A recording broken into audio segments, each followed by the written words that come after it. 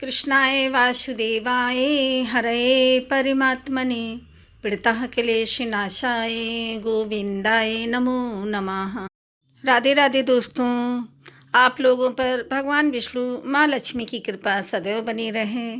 आज वैशाख मास महात्म्य अध्याय 28 की कथा कहेंगे, आप लोग भी सुनिएगा। मार्कंडे जी कहते हैं कि हे राजन, त्रिपुरी क्षेत्र में ही मरकटी तीर्थ है और मरकटी तीर्थ के पूर्व भाग में परम उत्तम भृगु तीर्थ स्थित है। कार्तिक की पूर्णिमा को इस तीर्थ में स्नान करके मनुष्य सब पापों से मुक्त हो जाता है। वहीं नरकेश्वर नाम से प्रसिद्ध भगवान शिव हैं, जो स्वर्ग और मोक्ष देने वाले हैं। उनके आगे बांस का वृक्ष दिखाई देता है और उसके पूर्व भाग में त्रिलोचन नामक महादेव जी विराजमान हैं। उनके ललाट में स्थित तृतीय नेत्र का दर्शन करके मुनि श्रेष्ठ भृगु ने पृथ्वी पर दंडवत प्रणाम किया और इस प्रकार उनकी स्तुति की।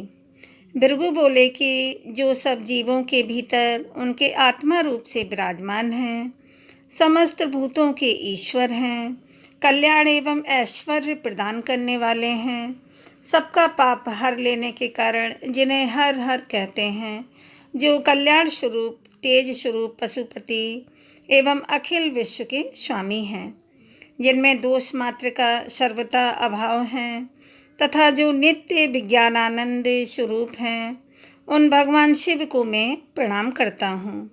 हे प्रभु, मैं दूसरों का तिरस्कार करने के पाप से पराजित हूँ, मेरी उस पाप से रक्षा कीजिए। हे परमेश्वर, इस क्षणभंगुर शरीर के भीतर मेरे मन में आत्मा अभिमान का उदय हो गया है। मैं देह को ही आत्मा मानने लगा हूँ, मैं शरीर को ही आत्मा मानने लगा हूँ। अतएव कुमार की ओर दृष्टि रखने वाले मुझे दीन की आप रक्षा कीजिए। हे प्रभु, मुझे दीन ब्राह्मण को ज्ञान देने के लिए उद्यत होइए। आप तो सदा सबका कल्याण करने वाले हैं, फिर मुझे मूढ़ देखकर भी ज्ञान दान में विलंब क्यों करते हैं। हे हर, आप मेरी बढ़ी हुई तृष्णा को हर लें और मुझे स्थिर रहने वाली लक्ष्मी प्रदान करें। हे महेश्वर, आपके तीर्थों में जाने मात्र से जो पुण्य होता है, वह सदा ही मोह का उच्छेद, पापों के विनाश और संसार सागर से उद्धार करता है। परंतु मुझ भाग्यहीन ने उस पुण्य का संचय भी नहीं किया। महर्षि भृगु के द्वारा कहे हुए इस करुणा हृदय नामक स्तोत्र का जो प्रतिदिन प्रातःकाल उठकर पाठ करता है, वह परम गति को प्राप्त होता है। इस स्तोत्र से संतुष्ट होकर भगवान शिव ने भृगु से कहा, हे विप्रवर, तुम्हारे मन में जिस जिस वर की अभिलाषा है, वह सब मैं तुम्हें दूंगा, वह सब मैं तुझे दूंगा। साथ ही तुम्हें देव दुर्लभ उत्तम सिद्धि भी प्रदान करूंगा। भृगु ने कहा, हे देवेश्वर, यदि आप संतुष्ट हैं और मुझे वर देना चाहते हैं, तो पृथ्वी पर मेरे ही नाम से इस तीर्थ की प्रसिद्धि हो। हे महेश्वर, मेरी दूसरी प्रार्थना है कि आप अपने को उस भृगु क्षेत्र में अवतरित करें, यहाँ सदा ही आपकी स्थिति बनी रहे। भगवान शंकर बोले, हे विप्रवर, ऐसा ही होगा, तुम्हारे ही नाम से इस क्षेत्र की ख्याति होगी। हे युधिष्ठिर, इस भृगु क्षेत्र में 8 रुद्र बताए गए हैं। भृगु, शूली, वेद, चंद्र, मुख्य, अट्टाहस, काल तथा कराली। इन सब के कारण भृगु क्षेत्र बहुत ही मनोरम और धन्य धन्य है, धन्य धन्य हो गया है। आयन, विश्व संक्रांति, ग्रहण, व्यतिपात, दिन क्षय और गज छाया आदि योगों में इस तीर्थ के भीतर जो स्नान, दान, होम, तर्पण और देव पूजन आदि सत्कर्म किए जाते हैं, वे सब अच्छे होते हैं।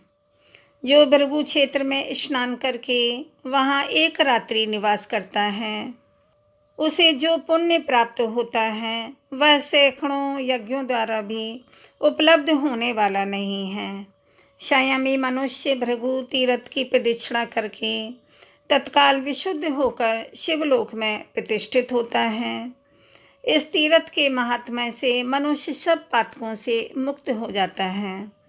प्राचीन काल में मोहन नाम से प्रसिद्ध एक गंधर्व राजा था। वह ब्रह्मा जी की सभा में स्थित होकर सदा उनकी आराधना में ही तत्पर रहता था। एक दिन महर्षि दुर्वासा को वहां उपस्थित देखकर उसने उनकी हंसी उड़ाई।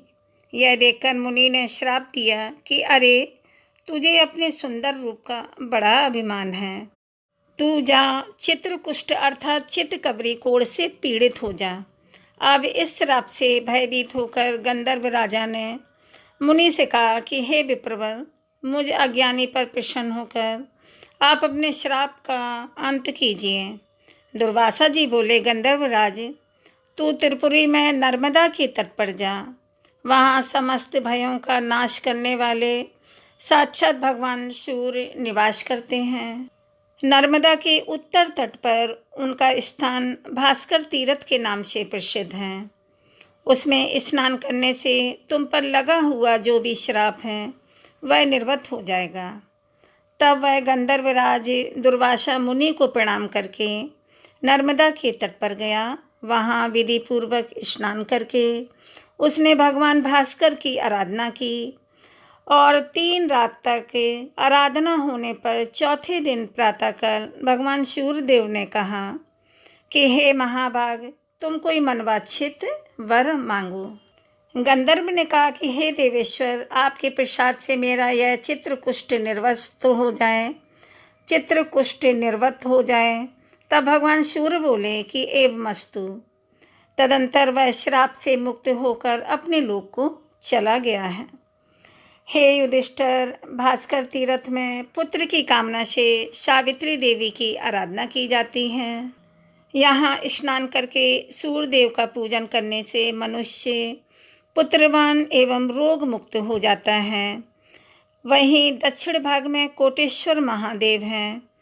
उनका विधि पूर्वक पूजन करने से मनुष्य कोटि लिंगों की पूजा का फल पा लेता है।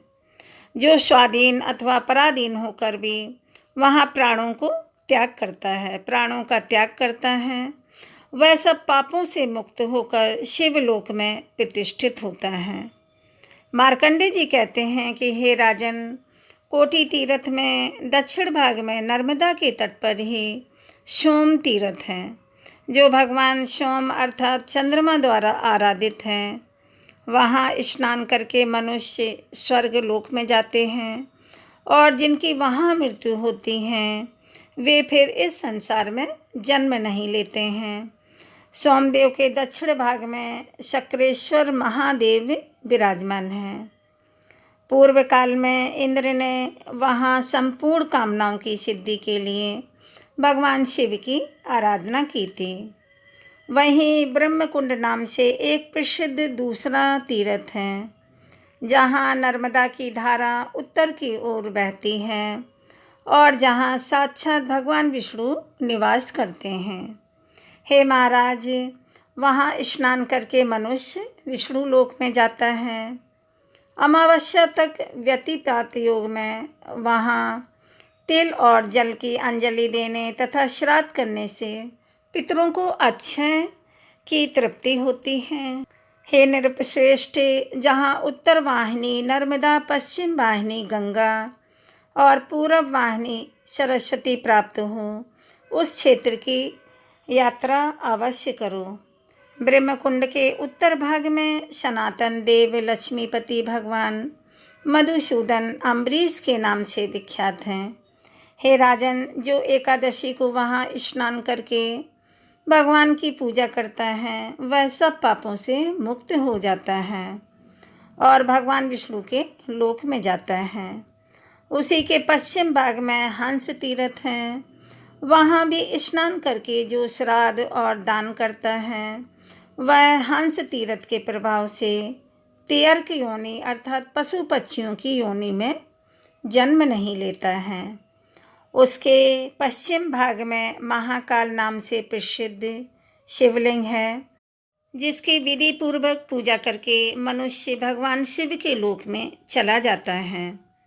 वहीं मातृ तीर्थ नाम से प्रसिद्ध जो पुण्य स्थान है उसमें मातृकेश्वर लिंग प्रतिष्ठित है। मातृकेश्वर लिंग प्रतिष्ठित है, वहाँ स्नान करने से अश्वमेघ यज्ञ का फल प्राप्त होता है।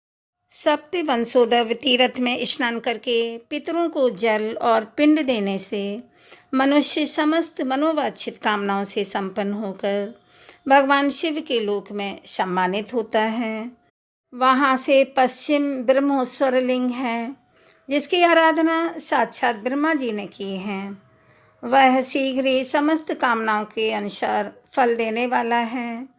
ब्रह्मोत्सव देव के दर्शन से मनुष्य सब पापों से मुक्त हो जाता है। मंगल और चतुर्दशी को विधि पूर्वक उनकी पूजा करके शिव भक्ति में तत्पर रहने वाला मानव शिवलोक में प्रतिष्ठित होता है। उसके पश्चिम भाग में सिद्धेश्वर नामक प्रसिद्ध शिवलिंग है। उसी के समीप सब पापों का नाश करने वाला सिद्धेश्वर तीर्थ भी है। वहाँ स्नान करने से स्वर्गलोक की प्राप्ति होती है और जो वहाँ मृत्यु को प्राप्त होते हैं उनका फिर संसार में जन्म नहीं होता और उन्हें मोक्ष की प्राप्ति हो जाती है। पौष मास के शुक्ल पक्ष की अष्टमी तिथि को विधि पूर्वक उनकी पूजा करके मनुष्य स्वर्गलोक में पाता है। उससे उत्तर भाग में विश्व विख्यात संगम तीर्थ हैं। वहाँ गंगा, यमुना और नर्मदा का नित्य संगम जानना चाहिए, नित्य संगम स्नान करना चाहिए। हे महाराज, उसमें स्नान करने वाले को अश्वमेघ यज्ञ करने का फल प्राप्त होता है। उस तीर्थ में पितरों का श्राद्ध अवश्य करना चाहिए, यह उनकी प्रसन्नता को बढ़ाने वाला होता है। राजा ने पूछा कि हे मुनि श्रेष्ठ, इस तीर्थ में गंगा और यमुना कैसे आईं?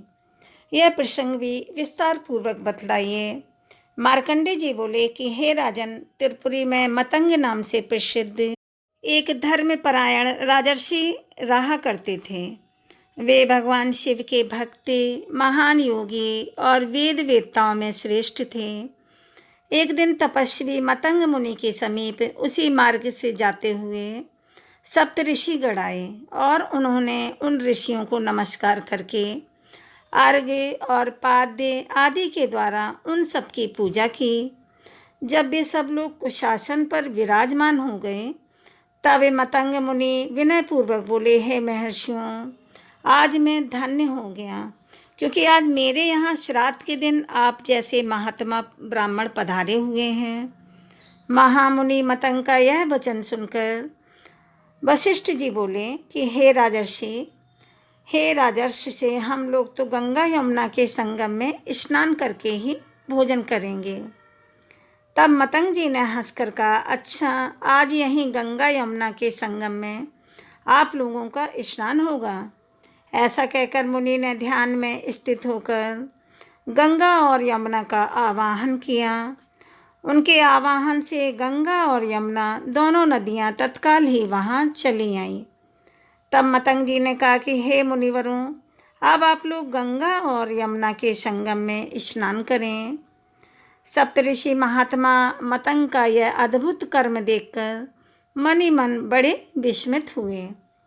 तदंतर उन मुनीश्वरों ने विधि पूर्वक स्नान किया और मतंग मुनि का पितृ यज्ञ संपन्न कराकर स्वर्गलोक को प्रस्थान किया। गंगा और यमुना दोनों ही नर्मदा में समा गईं। इस प्रकार वहाँ सब पापों का नाश करने वाला श्रेष्ठ संगम तीर्थ प्रकट हुआ। जो मनुष्य सब धर्मों से संपन्न और शिव भक्ति में तत्पर होकर सोमवती अमावस्या के दिन संगम तीर्थ में स्नान करता है, वह पहले और पीछे की 7 पीढ़ियों का उद्धार करके तत्काल विशुद्ध होकर स्वर्गलोक में सम्मानित होता है। उसे सब पापों से छुटकारा मिल जाता है। जो क्रोध और इंद्रियों को जीतकर लगातार 6 महीने तक प्रतिदिन वहाँ स्नान करता है और माहेश्वर की पूजा करता है, भोले बाबा की पूजा करता है, वह किसी कारण से यदि किसी मलेच्छ दशा में या फिर कहीं भी, जहाँ कहीं भी मृत्यु को प्राप्त हो जाए, अंत में भगवान शिव के समीप ही जाता है। कहने का मतलब वह शिवलोक में ही जाता है।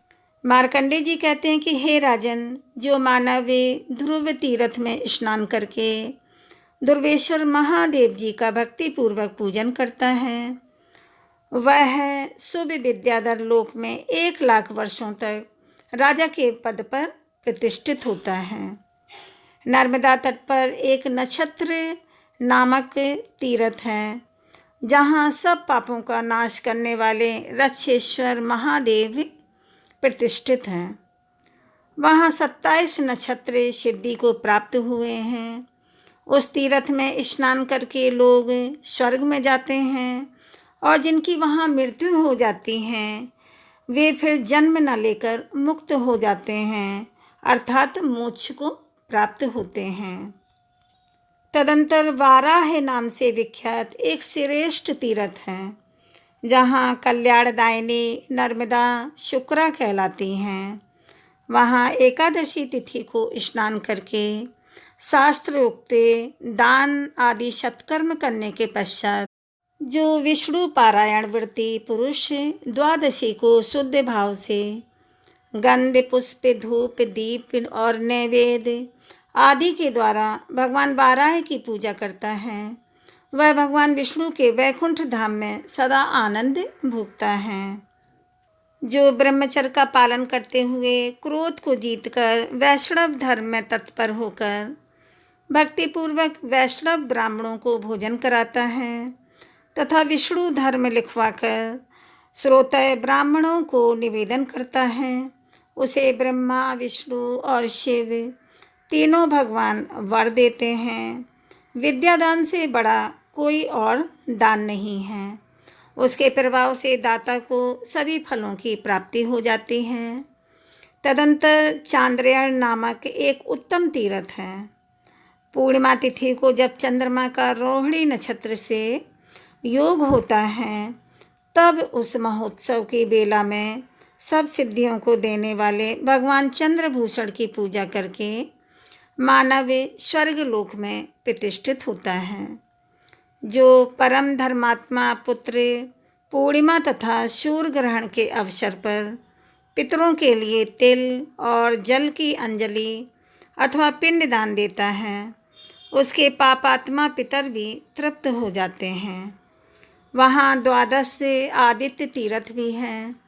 वह उत्तरायण काल में पुण्य की वृद्धि करने वाला है। हे राजन, वहाँ संक्रांति काल और विष्णु योग में स्नान एवं सूर्यदेव भगवान का पूजन करके मनुष्य सूर्य लोक में सम्मानित होता है। उत्तर दिशा में शंकर नामक शिवलिंग बताया गया है। जो अमावस्या में भगवान शंकर का पूजन करता है, वह सब पापों से मुक्त होकर ब्रह्मलोक में प्रतिष्ठित होता है। उसके बाद विश्व विख्यात संगम तीर्थ हैं, जहाँ नर्मदा के साथ दत्तात्रेय नदी मिली हुई है। वह उत्तर की ओर से आकर मिलती हैं। देवता और दैत्य सभी दत्तात्रेय नदी को मस्तक झुकाते हैं। वहाँ संगम में स्नान, दान और भगवान विष्णु का पूजन करके मनुष्य श्री हरि के लोक में जाते हैं। मेधा तिथि, कर, स्कंद, श्रावणी, कौशिक, मनु, काश्यप, गालव तथा तपोनिधि मैत्रेय, यह और दूसरे भी उत्तम व्रत का पालन करने वाले बहुत से महर्षि इस तीर्थ के प्रभाव से उत्तम सिद्धि को प्राप्त हो चुके हैं। चंद्रवंश में सत्य धर्म परायण देवानिक नाम से प्रसिद्ध एक राजा हो गए हैं। उनके एक पुत्र हुआ जिसका नाम रखा गया हरिकेश। वह समस्त शुभ लक्षणों से संपन्न महान बलवान चक्रवर्ती राजा हुआ। महात्मा हरिकेश ने अनेक यज्ञ किए। उनकी राजधानी कन्यापुर में थी, जो कुबेर की अलका के समान शोभा पाती थी। कन्यापुर की समस्त प्रजा दीर्घायु और धन्य धान से संपन्न थी। श्री शैल नामक पर्वत पर त्रिपुरा के समीप तुंगभद्रा नाम वाली एक नदी है जो मल्लिका अर्जुन के दर्शन से पाताल गंगा कही गई है। उस पुण्य तीर्थ में प्रतापी हरिकेश ने सूर्य ग्रहण के समय 1,00,000 गाय और 1,000,000 स्वर्ण मुद्रा की व्यवस्था की। फिर सूर्य ग्रहण से 5 दिन पूर्व उन्होंने वेदों के विद्वान एवं बहुश्रुत ब्राह्मणों को बुलवाया। वे ग्रहण के समय इन सब गायों का दान करना चाहते थे। ग्रहण से पूर्व उन्होंने आग्नेय इष्टि आरंभ कर दी। आग्नेय इष्टि प्रारंभ कर दी। देवयोग से उनके आवाहनी अग्नि में अत्यंत तेजस्वी रुद्र देवता संबंधी मंत्रों द्वारा आहुति डाली गई। उस समय पाताल से प्रलय काल के समान प्रज्वलित अग्नि प्रकट हुई, जिसने वहाँ के 10,000 ब्रह्मचारियों को और 1,00,000 गायों को जलाकर भस्म कर दिया। अब वहाँ का यज्ञ मंडप और नगर भी भस्मात हो गया। यह सब देखकर हरिकेश के मन में बड़ा विषाद हुआ। वे अग्नि में समा जाने के लिए अपनी रानियों और समस्त मंत्रियों के साथ आसन से उठकर खड़े हो गए। उस समय सब और बड़ा हाहाकार मचा। तब एक ब्राह्मण ने कहा, हे महाभाग, तुम श्रेष्ठ नगर कल्पग्राम में चले जाओ। राजा हरिकेश के वहाँ जाकर मुनियों की आज्ञा पाकर तत्पश्चात सोम यज्ञ कराने के लिए कुरुक्षेत्र को गए और वहाँ सरस्वती नदी की शरण ली। वहाँ पहुंचकर उन्होंने भगवान शिव, भगवान विष्णु और माँ सरस्वती का स्तोत्र एवं जप किया। वे बोले कि मैं कुरुक्षेत्र को जाऊंगा और कुरुक्षेत्र में ही निवास करूंगा। कुरुक्षेत्र का नाम लेने से भी मनुष्य पाप मुक्त हो जाता है। संपूर्ण शब्द रूपी महोषधों से जिन्होंने समस्त जीवों के कलंक को धो डाला है, जिनके तीर्थों का मुनिगण सेवन करते हैं, वे सरस्वती देवी मेरे पापों का नाश करें। राजा का यह वचन सुनकर पापों का अपहरण करने वाली देवी सरस्वती ने कहा, हे राजन, विषाद छोड़ो और मेरा श्रेष्ठ वचन सुनो। तुम्हारे यज्ञ में 10,000 ब्रह्म हत्या तथा 1,00,000 गाय हत्या हुई हैं। इतने महान पाप से छुटकारा दिलाने में इस चराचर जगत में भीतर एकमात्र नर्मदा नदी ही समर्थ है। नर्मदा नदी समस्त पापों का नाश करने वाली है। मैं सूर्य ग्रहण के अवसर पर 12वें या 24वें वर्ष सदैव नर्मदा के कोटि तीर्थ में स्नान करने के लिए जाया करती थी। इससे मैं भी परम शुद्ध हो गई हूँ। हे नृपश्रेष्ठ, नर्मदा नदी में स्नान और शिवजी का पूजन करके एक श्रेष्ठ यज्ञ करो और उसमें बहुत से सुवर्ण की दक्षिणा दो। उससे तुम्हारा उद्धार हो जाएगा। जो ब्राह्मण और गायें वहाँ मृत्यु को प्राप्त हुई हैं, उनकी हड्डियों को ले जाकर नर्मदा जी के जल में बहा दो। उस जल का स्पर्श होने से उन सबको देवलोक की प्राप्ति हो जाएगी और नर्मदा के जल एवं तिल की अंजलि देने से उन सबकी उत्तम मुक्ति भी हो जाएगी। सरस्वती का यह वचन सुनकर राजा ने उनको प्रणाम किया और रानियों तथा परिवार के साथ प्रसन्नतापूर्वक कन्यापुर में लौट आए। वहाँ जाकर राजा ने सेवकों को आज्ञा दी कि तुम सब लोग सब आवश्यक सामग्री एकत्र करके यज्ञ की सामग्री भी साथ लेकर नर्मदा नदी के तट पर चलो। यह आदेश पाकर सेवकों ने अन्य सामानों के साथ उचित रीति से उन ब्राह्मणों और गायों को उन गायों की अस्थि भस्म भी वहाँ पहुँचा दिया। तदंतर वह अस्थि भस्म आदि नर्मदा के जल में मंत्रोच्चारण पूर्वक बहा दिया गया और उत्तम विधि से पूजन करके हाथ जोड़े हुए राजा ने देवताओं और ब्राह्मणों को तृप्त किया। उस स्थान पर एक स्तोत्र प्रकट होकर नर्मदा के जल में जा मिला। वह नर्मदा संगम गंगा जल के नाम से प्रसिद्ध हुआ। जहाँ गंगा जल है वहीं एक सिद्ध लिंग भी है, जो ब्राह्मण और गाय उस प्रलय अग्नि द्वारा ही दग्ध हुए थे। वे दिव्य विमान पर आरूढ़ होकर आशीर्वाद देते हुए हरिकेश की प्रशंसा करने लगे। हे महाभाग, तुम्हारे प्रसाद से हम सब लोग दिव्य लोक में देव भाव को प्राप्त हो गए हैं। ऐसा कहकर वे सभी विष्णु धाम में चले गए। राजाओं में श्रेष्ठ हरिकेश भी अत्यंत प्रसन्नता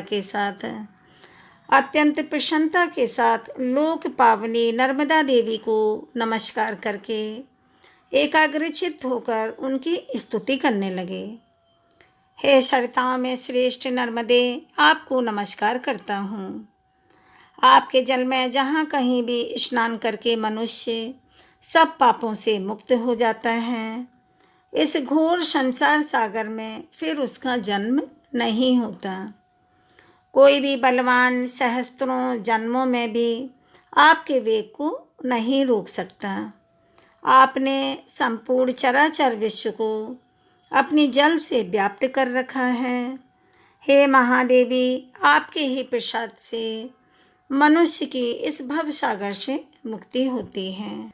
राजा का यह स्तोत्र सुनकर नर्मदा देवी ने उन्हें प्रत्यक्ष दर्शन दिया और इस प्रकार कहा कि हे महाभाग, तुम अपनी इच्छा के अनुसार वर मांगो। हरिकेश ने कहा कि हे देवी, आप मुझे पवित्र कर दें। आपके जल में स्नान, अवगाहन, पान तथा आपके नाम का स्मरण एवं कीर्तन करने से तत्काल ही 7 जन्मों के किए हुए पाप नष्ट हो जाएं। नर्मदा बोली, हे नृपश्रेष्ठ एवमस्तु। ऐसा कहकर नर्मदा देवी वहाँ से अंतर्ध्यान हो गई। तदंतर चक्रवर्ती राजा हरिकेश ने साष्टांग प्रणाम करके इच्छा अनुसार चलने वाले रथ पर आरूढ़ होकर अपने नगर में प्रवेश किया। वहाँ अंतःपुर एवं परिवार के साथ उन्होंने प्रचुर भोगों का उपभोग किया और अंतकाल आने पर वे देवलोक को प्राप्त हुए। जय भोले बाबा की। आज की कथा का यहाँ पर समापन होता है। अब वैशाख मास महात्म्य अध्याय 28 की कथा सुनेंगे। सूत जी कहते हैं कि हे दुजबरों ऋषियों के पुण्यमय संसर्ग से, उनके साथ वार्तालाप करने से तथा उनके द्वारा शरीर का मंथन होने से वेन का सारा पाप निकल गया। तत्पश्चात उसने नर्मदा नदी के तट पर रहकर तपस्या आरंभ की। तृणबिंदु ऋषि के पापनाशक आश्रम पर निवास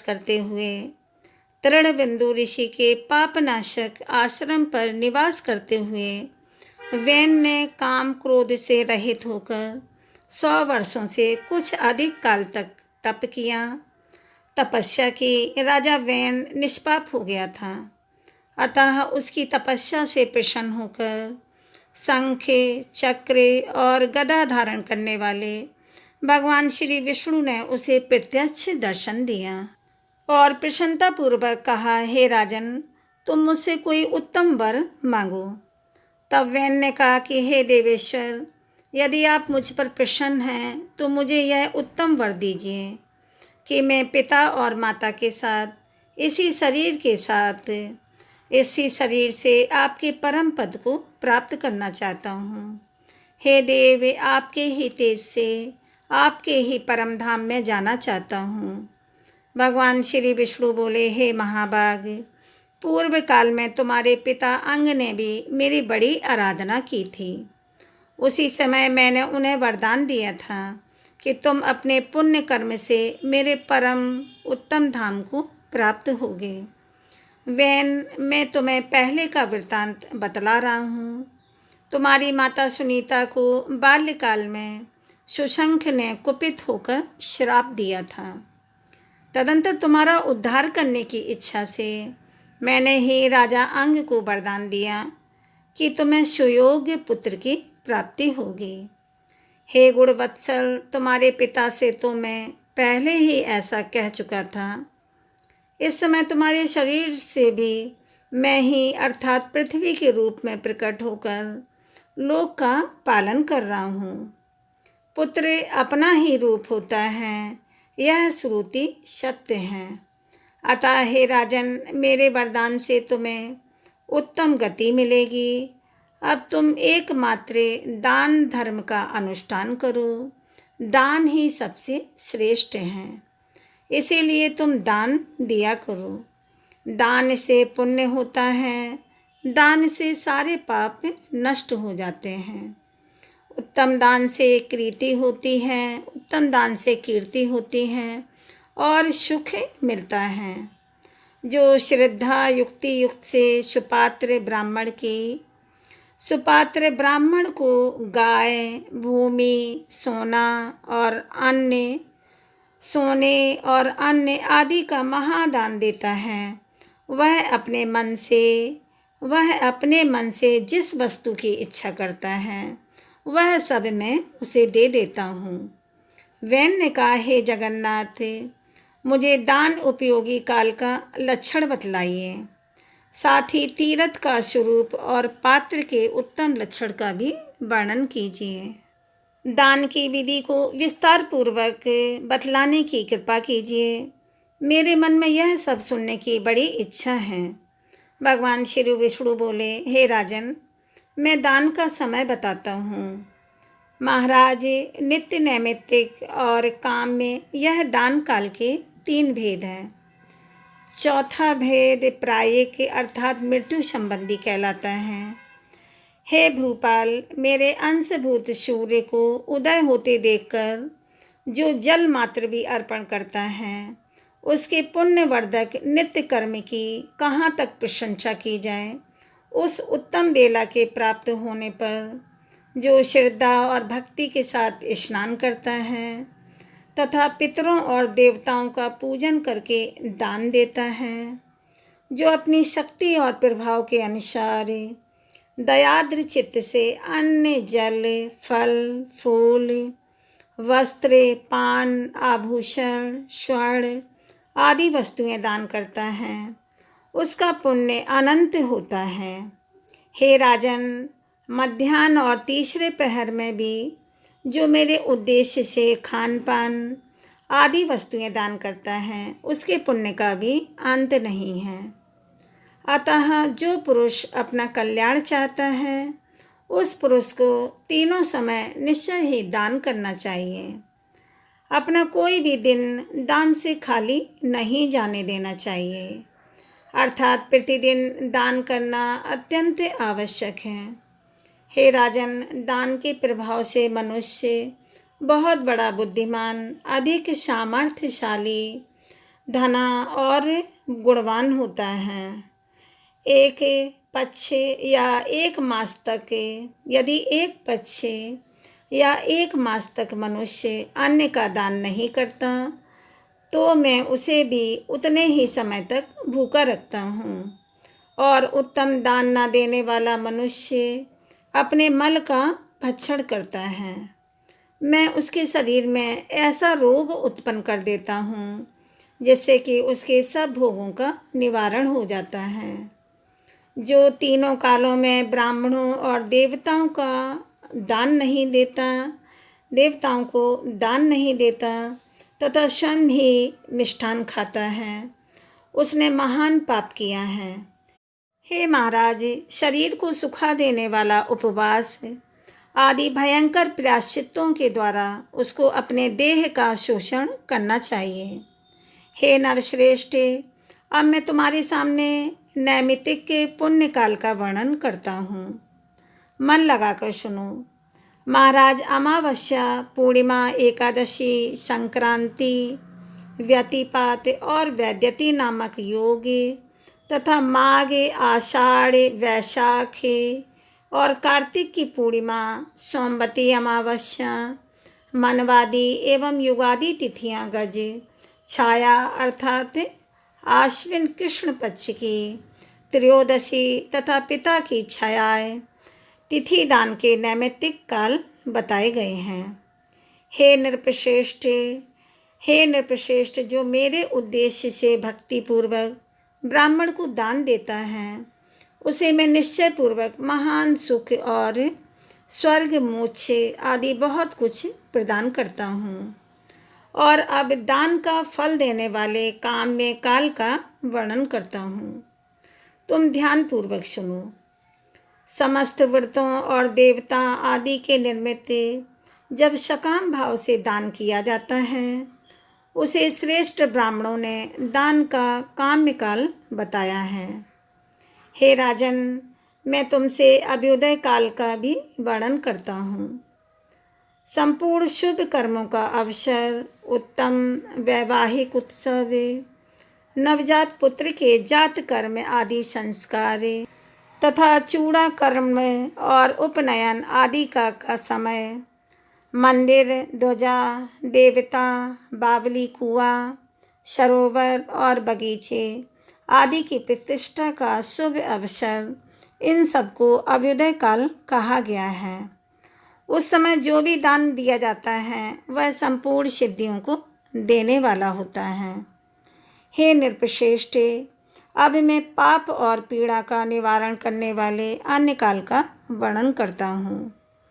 मृत्यु काल प्राप्त होने पर अपने शरीर के नाश को समझकर दान देना चाहिए। वह दान यमलोक के मार्ग में सुख पहुँचाने वाला होता है। हे महाराज, नित्य नैमित्तिक काम में और अभ्युदय काल से भिन्न होकर अंत्य काल अर्थात मृत्यु संबंधी काल का तुम्हें परिचय दिया गया। यह सभी काल अपने कर्मों को फल देने वाले बताए गए हैं। हे राजन, अब मैं तुम्हें तीर्थ का लक्षण बतलाता हूँ। तुम ध्यानपूर्वक सुनो। उत्तम तीर्थों में यह गंगा जी बड़ी पावन मानी जाती हैं। इसके सिवा सरस्वती, नर्मदा, यमुना, तापी अर्थात ताप्ती नदी, चरमनवती, सरयू, घाघरा, वेणु, ये नदी भी पुण्यमय तथा पाप का नाश करने वाली हैं। कावेरी, कपिला, विशाला, गोदावरी और तुंगभद्रा यह भी जगत को पवित्र करने वाली मानी गई हैं। भीमरती नदी सदा पाप को भय देने वाली बताई गई हैं। वेदिका, कृष्ण गंगा तथा अन्य श्रेष्ठ नदियाँ भी उत्तम हैं। पुण्य पर्व के अवसर पर स्नान करने के लिए इनसे संबंध अनेकों तीर्थ हैं। गांव अथवा जगत में भी जहाँ भी नदियाँ हों, सर्वत्र ही वे सभी पावन मानी गई हैं। अतः वहाँ जाकर स्नान, दान आदि कर्म करने चाहिए। यदि नदियों के तीर्थों का नाम ज्ञात ना हो तो उसका भगवान विष्णु तीर्थ नाम रख लेना चाहिए, क्योंकि सभी तीर्थों में मैं ही देवता हूँ।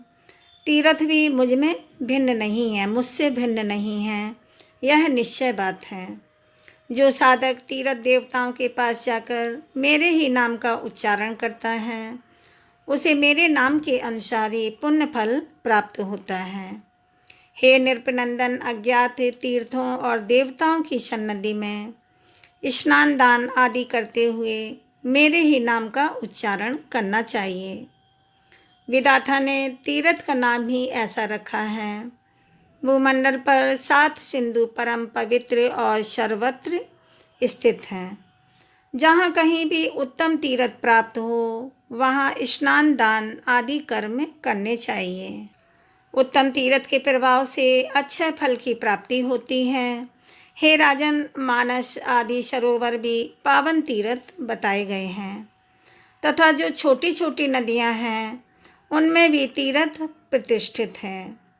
कुएं को छोड़कर जितने भी खोदे हुए जलाशय हैं उनमें तीर्थों की प्रतिष्ठा है। भूतल पर जो मेरु आदि पर्वत हैं वे भी तीर्थ रूप हैं। यज्ञ भूमि, यज्ञ और अग्निहोत्र में भी तीर्थ की प्रतिष्ठा की गई है। शुद्ध श्राद्ध भूमि, देव मंदिर, होमशाला, वैदिक स्वाध्याय मंदिर, घर का पवित्र स्थान और गौशाला, यह सभी उत्तम तीर्थ हैं। जहाँ ब्राह्मण निवास करता हो वहाँ भी तीर्थ की प्रतिष्ठा है। जहाँ पवित्र बगीचे हों, जहाँ पीपल, ब्रह्मा वृक्ष अर्थात पाकर बरगद का वृक्ष हो, वहाँ भी अन्य जंगली वृक्षों का समुदाय हो और उन सब स्थानों पर तीर्थ का निवास हो। इस प्रकार इन तीर्थों का वर्णन किया गया है। जहाँ माता पिता रहते हों, जहाँ पुराणों का पाठ होता हो, जहाँ गुरु का निवास हो तथा जहाँ सती स्त्री रहती हैं, वह स्थान निःसंदेह तीर्थ है। जहाँ श्रेष्ठ पिता और सुयोग्य पुत्र निवास करते हैं, वहाँ भी तीर्थ हैं। यह सभी स्थान तीर्थ माने गए हैं। हे महाप्राज्ञ, अब तुम दान के उत्तम पात्र का लक्षण सुनो। दान श्रद्धापूर्वक देना चाहिए।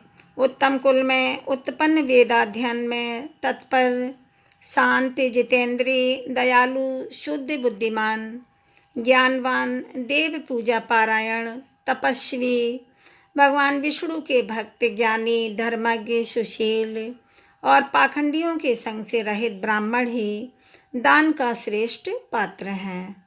ऐसे पात्र को पाकर अवश्य दान देना चाहिए। अब मैं दूसरे दान पात्रों को बताता हूँ। उपर्युक्त गुणों से युक्त बहन के पुत्र अर्थात भांजे को भी दान देना चाहिए तथा पुत्री के पुत्र अर्थात पोते को भी दान का उत्तम पात्र समझना चाहिए। इन्हीं भावों से युक्त दामाद, गुरु और यज्ञ की दीक्षा लेने वाला पुरुष भी उत्तम पात्र दान का होता है। हे नरश्रेष्ठ, यह दान देने योग्य श्रेष्ठ पात्र बताए गए हैं। जो वेदोक्त आचार से युक्त हो वह भी दान का पात्र है। धूर्त और कान्य ब्राह्मण को दान कभी न दें। जो पाखंडी ब्राह्मण हो उसको दान नहीं दें। जिसकी स्त्री अन्यान्य दुष्कर्म में प्रवृत्त हो, जो स्त्री के वशीभूत रहता हो, उसे भी दान नहीं देना चाहिए। चोरों को भी दान नहीं देना चाहिए। उसे दान देने वाला मनुष्य तत्काल चोर के समान हो जाता है। अत्यंत जड़ और विशेषतः सठ ब्राह्मण को भी दान नहीं देना चाहिए। वेद शास्त्र का ज्ञाता होने पर भी जो सदाचार से रहित हो वह श्राद्ध और दान में सम्मिलित करने योग्य कदापि नहीं है। श्रद्धापूर्वक उत्तम काल में, उत्तम तीर्थ में और उत्तम पात्र को दान देने से उत्तम फल मिलता है। हे राजन, संसार में प्राणियों के लिए श्रद्धा के समान पुण्य, श्रद्धा के समान सुख और श्रद्धा के समान कोई भी तीर्थ नहीं है। हे नृपश्रेष्ठ, श्रद्धा भाव से युक्त होकर मनुष्य पहले मेरा स्मरण करे, उसके बाद सुपात्र के हाथ में उस द्रव्य का दान करें। इस प्रकार विधिवत दान करने का जो अनंत फल है उसे मनुष्य पा जाता है और मेरी कृपा से सुखी हो जाता है।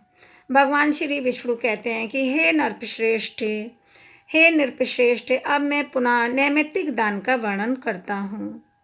जो सतपात्र को अर्थात सुयोग पात्र को हाथी, घोड़ा और रथ का दान करता है, वह व्रतों सहित पुण्यमय प्रदेश का राजा होता है। राजा होने के साथ ही वह धर्मात्मा, विवेकी, बलवान, उत्तम बुद्धि से युक्त, संपूर्ण प्राणियों के लिए अजय और महान तेजस्वी होता है। हे महाराज, जो महान पर्व आने पर भूमि दान अथवा गाय का दान करता है वह सब भोगों का अधीश्वर होता है। जो पर्व आने पर तीर्थ में गुप्त दान देता है उसे शीघ्र ही अक्षय निधियों की प्राप्ति होती है। जो तीर्थों में महापर्व के प्राप्त होने पर ब्राह्मण को सुंदर वस्त्र और सुवर्ण का महादान देता है, उसके बहुत से सद्गुणी और वेदों के परगामी पुत्र उत्पन्न होते हैं। वे सभी आयुष्मान, पुत्रवान, यशस्वी, पुण्यात्मा, यज्ञ करने वाले तथा तत्वज्ञानी उसके पुत्र होते हैं। हे महामते, दान करने वाले को सुख, पुण्य एवं धन की प्राप्ति होती है। हे महाराज, कपिला गाय का दान करने वाले पुरुष महान सुख भोगते हैं और ब्राह्मण की आयु पर्यंत वे भी ब्रह्मलोक में निवास करते हैं। सुशील ब्राह्मण को वस्त्र सहित सुवर्ण का दान देकर मनुष्य अग्नि के समान तेजस्वी होता है और अपनी इच्छा के अनुसार वैकुंठ धाम में निवास करता है। और अब आवुदिक दान का वर्णन करता हूँ, तो तुम ध्यान पूर्वक सुनो। हे नृपश्रेष्ठ, यज्ञ आदि में जो दान दिया जाता है वह यदि शुद्ध भाव से दिया गया हो तो उससे मनुष्य की बुद्धि बढ़ती है तथा दाता को कभी दुख नहीं उठाना पड़ता। वह जीवन भर सुख भोगता है और मृत्यु के पश्चात दिव्य गति को प्राप्त होकर इंद्रलोक के भोगों का अनुभव करता है। इतना ही नहीं, वह 1000 कल्पांतक के लिए अपने कुल को स्वर्ग में ले जाता है। अब दूसरे प्रकार का दान बताता हूँ, तुम ध्यान पूर्वक सुनो। शरीर को बुढ़ापे से पीड़ित और क्षीण जानकर मनुष्य को अपने कल्याण के लिए दान अवश्य करना चाहिए। उसे किसी की आशा भी नहीं रखनी चाहिए कि मेरे मर जाने पर यह मेरे पुत्र तथा अन्य स्वजन संबंधी बंधु बांधव कैसे रहेंगे और मेरे बिना मेरे मित्रों की क्या दशा होगी, इत्यादि बातें सोचकर उनके मोह से मुग्ध होकर मनुष्य कुछ भी दान नहीं कर पाता। ऐसा जीव यमलोक के मार्ग में पहुंचकर बहुत दुखी हो जाता है। वह भूख प्यास से व्याकुल तथा नाना प्रकार के दुखों से पीड़ित रहता है। संसार में कोई भी किसी का नहीं है, अतः जीते जी स्वयं ही अपने लिए दान करना चाहिए। अन्न, जल, सोना, बछड़े सहित उत्तम गाय, भूमि तथा नाना प्रकार के फल दान करने चाहिए। यदि अधिक शुभ फल की इच्छा हो तो पैरों को आराम देने वाले जूते भी दान देने चाहिए। तब वैन ने पूछा, भगवान, पुत्र, पत्नी, माता पिता और गुरु, यह सब तीर्थ कैसे हैं? इस विषय का भी विस्तार पूर्वक वर्णन कीजिए। भगवान श्री विष्णु बोले, हे राजन, पहले इस बात को सुनो कि पत्नी कैसे तीर्थ है। काशी नाम की एक बहुत बड़ी पुरी है जो गंगा से सटकर बसी होने के कारण बहुत सुंदर दिखाई देती हैं। उसमें एक वैश्य रहते थे जिनका नाम था कृल। उनकी पत्नी परम साध्वी तथा उत्तम व्रत का पालन करने वाली थी। वह सदा धर्माचरण में रत रहती थी और पतिव्रता भी थी। उसका नाम था शुक्ला। शुक्ला के अंग पवित्र थे। वह सुयोग पुत्रों की जननी, सुंदरी, मंगलमय, सत्यवादिनी, शुभा और शुद्ध स्वभाव वाली थी। उसकी आकृति देखने में बड़ी मनोहर थी। व्रतों का पालन करने वाला उसे अत्यंत प्रिय था। इस प्रकार वह मनोहर मुस्कान वाली सुंदरी अनेकों गुणों से युक्त थी। वे वैश्य भी उत्तम वक्ता थे, धर्मज्ञ थे, विवेक संपन्न थे और गुणी भी थे। वैदिक तथा पौराणिक धार्मिक श्रवण में उनकी बड़ी लगन थी। उन्होंने तीर्थ यात्रा के प्रसंग में यह बात सुनी थी कि तीर्थ का सेवन बहुत ही पुण्यदायक है। वहाँ जाने से पुण्य के साथ ही मनुष्य का भी कल्याण होता है। इस बात पर उनके मन में श्रद्धा तो थी ही। ब्राह्मणों और व्यापारियों का भी साथ मिल गया। इससे वे धर्म के मार्ग पर चल दिए। उन्हें जाते देखकर उनकी पतिव्रता पत्नी पति के स्नेह से मुग्ध होकर बोली। शकुला ने कहा, हे प्राणनाथ, मैं आपकी धर्म पत्नी हूँ, अतः आपके साथ रहकर पुण्य करने का मेरा भी अधिकार है। मैं आपके मार्ग पर चलती हूँ और इस सद्भाव के कारण मैं कभी आपको अपने से अलग नहीं कर सकती। आपकी छाया का आश्रय लेकर मैं पातिव्रत के उत्तम व्रत का पालन करूँगी, जो नारियों के पाप का नाशक है और उन्हें सद्गति प्रदान करने वाला है। जो स्त्री पति परायणा होती हैं वह संसार में पुण्यमय कहलाती हैं। युवतियों के लिए पति के सिवा दूसरा कोई तीर्थ नहीं है जो इस लोक में सुखद और परलोक में स्वर्ग तथा मोक्ष प्रदान करने वाला हो। हे साधु श्रेष्ठ, स्वामी के दाहिने चरण को प्रयाग समझिए और बाएं चरण को पुष्कर। जो स्त्री ऐसा मानती है तथा इसी भावना के अनुसार पति के चरणों तक से स्नान करती हैं, उसे इन तीर्थों में स्नान करने का पुण्य प्राप्त हो जाता है। इसमें कोई तनिक भी संदेह नहीं कि स्त्रियों के लिए पति का चरणोदक का अभिषेक प्रयाग और पुष्कर तीर्थ में स्नान करने के समान है। पति समस्त तीर्थों के समान है। पति संपूर्ण धर्मों का स्वरूप है। यज्ञ की दीक्षा लेने वाले पुरुष को यज्ञों के अनुष्ठान से जो पुण्य प्राप्त होता है वही पुण्य साध्वी स्त्री अपनी पति की पूजा करके तत्काल प्राप्त कर लेती हैं। अतः हे प्रीतम, मैं भी आपकी सेवा करती हुई तीर्थों में चलूँगी और आपकी ही छाया का अनुसरण करती हुई लौट आऊँगी। कृल ने अपनी पत्नी के रूप, शील, गुण, भक्ति और सुकुमारता देखकर बारंबार उस पर विचार किया। यदि मैं अपनी पत्नी को साथ ले लूँ, मैं तो अत्यंत दुखदायी दुर्गम मार्ग पर भी चल सकूँगा, किंतु वहाँ सर्दी और धूप के कारण इस बेचारी का तो हुलिया ही बिगड़ जाएगा। रास्ते में कठोर पत्थरों के ठोकर खाकर इसके कोमल चरणों को बड़ी ही पीड़ा होगी और इस अवस्था में इसका चलना असंभव हो जाएगा। भूख प्यास से जब इसके शरीर को कष्ट पहुँचेगा तो ना जाने इसकी क्या दशा होगी। यह सदा मुझे अपने प्राणों से भी बढ़कर प्रिय है तथा नित्य निरंतर मेरे गृहस्थ धर्म का यही एक आधार है। यह बाला यदि मर गई तो मेरा तो सर्वनाश ही हो जाएगा। यही मेरे जीवन का अवलंबन है, यही मेरे प्राणों की अधीश्वरी है। अतः मैं इसे तीर्थों में नहीं ले जाऊंगा, अकेले ही तीर्थ करूंगा। यह सोचकर उन्होंने अपनी पत्नी से कहा, मैं तेरा कभी त्याग नहीं करूंगा। और फिर बिना बताए ही वे चुपके से साथियों के साथ चले गए। महाभागे कृल ही थे और फिर उनके चले जाने पर सुंदरी शुक्ला देवराधन की बेला में पुण्यमय प्रभात के समय जब सोकर उठी तब उसने स्वामी को घर में नहीं देखा। फिर तो वह हड़बड़ाकर उठ बैठी और अत्यंत शोक से पीड़ित होकर रोने लगी। वह बाला अपने पति के साथियों के पास जाकर पूछने लगी कि हे महाभाग्यगण, आप लोग मेरे बंधु हैं, मेरे प्राणनाथ कृकल मुझे छोड़कर कहीं चले गए हैं। यदि आपने उन्हें देखा हो तो बताइए। जिन महात्माओं ने मेरे पुण्य आत्मा स्वामी को देखा हो वह मुझे बताने की कृपा करें।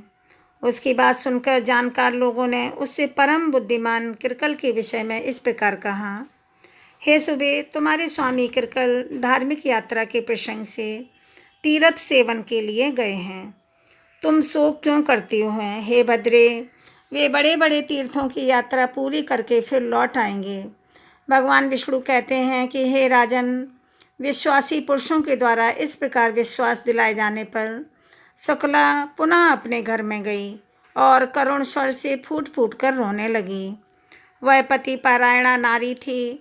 उसने यह निश्चय कर लिया कि जब तक मेरे स्वामी लौट कर नहीं आएंगे तब तक मैं भूमि पर चटाई बिछाकर ही सोऊंगी। घी, तेल और दूध, दही नहीं खाऊंगी। पान और नमक का भी त्याग कर दूंगी। गुड़ आदि मीठी वस्तु को भी छोड़ दूंगी। जब तक मेरे स्वामी का पुनः आगमन नहीं होगा तब तक एक समय ही भोजन करूंगी अथवा उपवास करके ही रह जाऊंगी। इस प्रकार नियम से लेकर शुक्ला बड़े दुख से दिन बिताने लगी। उसने एक वेड़ी धारण करना प्रारंभ कर दिया। एक ही अंगिया से वह अपने शरीर को ढकने लगी। उसका वेश मलिन हो गया। वह एक ही मलिन वस्त्र धारण करके रहती और अत्यंत दुखी होकर लंबी सांस खींचकर हुई हाहाकार किया करती थी। लंबी सांस खींचती हुई हाहाकार किया करती थी। विरह अग्नि से दग्ध होने के कारण उसका शरीर काला पड़ गया, उस पर मैल जम गया। इस तरह दुखमय आचार का पालन करने से वह अत्यंत दुबली हो गई। निरंतर पति के लिए ही व्याकुल रहने लगी। दिन रात रोती रहती थी। रात को उसे कभी नींद नहीं आती थी और ना ही उसे भूख लगती थी। शुक्ला की यह अवस्था देखकर उनकी सहेलियों ने आकर पूछा, सखी शुक्ला, तुम इस समय क्यों रो रही हो? सुमुखी, हमें अपने दुख का कारण बताओ। शुक्ला बोली, सखियों, मेरे धर्मपरायण स्वामी मुझे छोड़कर धर्म कमाने गए हैं। मैं निर्दोष, साध्वी, सदाचार परायणा और पतिव्रता हूँ। फिर भी मेरे प्राणधार मेरा त्याग करके तीर्थ यात्रा कर रहे हैं, इसी से मैं दुखी हूँ। उनके वियोग से मुझे बड़ी पीड़ा हो रही है। हे सखी, प्राण त्याग देना अच्छा है, किंतु प्राणाधार स्वामी का त्यागना कदापि अच्छा नहीं है। प्रतिदिन का यह दारुण वियोग अब मुझसे नहीं सहा जाता। हे सखियों, यही मेरे दुख का कारण है। नित्य के विरह से ही मैं कष्ट पा रही हूँ। सखियों ने कहा, हे बहन, तुम्हारे पति तीर्थ यात्रा के लिए ही तो गए हैं। यात्रा पूरी होने पर वो घर लौट आएंगे। तुम व्यर्थ ही शोक कर रही हो, व्यर्थ ही अपने शरीर को सुखा रही हो तथा अकारण ही भोगों का परित्याग कर रही हो। अरे मौज से खाओ पियो, क्यों कष्ट उठाती हो? कौन किसका स्वामी, कौन किसके पुत्र और कौन किसके सगे संबंधी? संसार में कोई किसी का नहीं है, किसी के साथ भी नित्य संबंध नहीं है। हे बाले, खाना पीना और मौज उड़ाना यही संसार का फल है। मनुष्य के मर जाने पर कौन इस फल का उपभोग करता है और कौन उसे देखने आता है? शुक्ला बोली, सखियों, तुम लोगों ने जो बात कही है वह वेदों को मान्य नहीं है। जो नारी अपने स्वामी से पृथक होकर सदा अकेली रहती है उसे पापनी समझा जाता है। श्रेष्ठ पुरुष उसका आदर नहीं करते। वेदों में सदा यही बात देखी गई है कि पति के साथ नारी का संबंध पुण्य के संसर्ग से ही होता है और किसी कारण से नहीं। अतः उसे सदा पति के साथ ही रहना चाहिए। शास्त्रों का वचन है कि पति ही सदा नारियों के लिए तीर्थ है।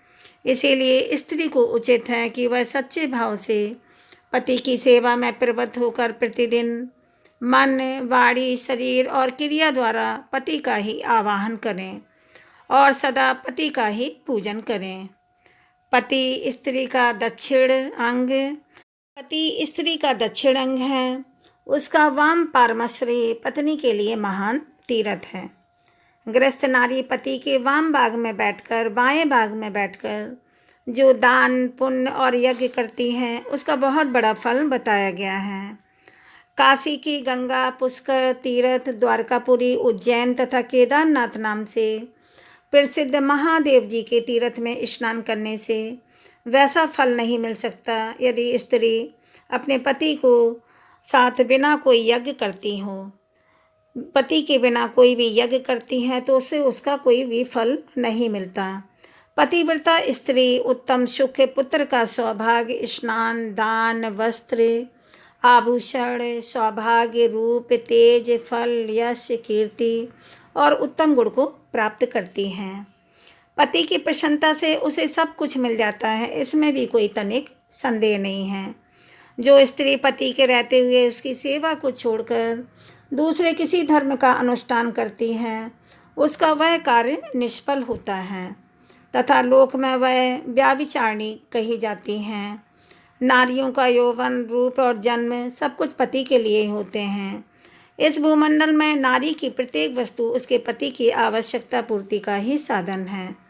जब स्त्री पतिहीन हो जाती है तब उसे भूतल पर सुख, रूप, यश, कीर्ति और पुत्र कहाँ मिलते हैं।